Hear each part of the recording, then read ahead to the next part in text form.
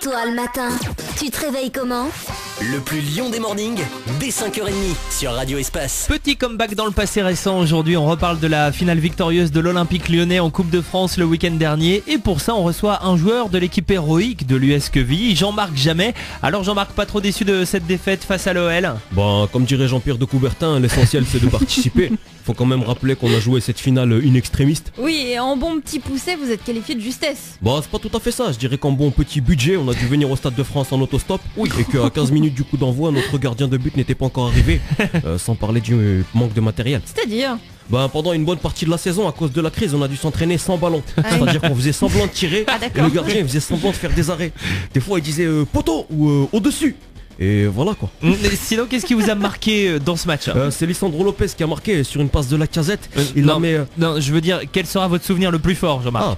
Déjà le Stade de France, la pelouse toute verte, les douches super classe avec l'eau chaude et tout.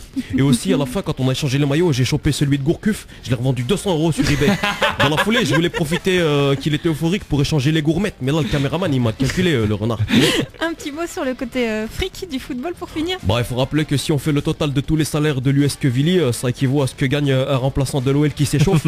À partir de là, je pense que Lyon aurait dû marquer un peu plus qu'un petit but de raccro. Oui, mais hélas, pour vous seul, la victoire compte. Bravo quand même pour cet exploit. Le matin, dès 5h30, qui réveille les Lyonnais? Romain Vialard, le plus lion des mornings. Radio Espace. Radio Espace.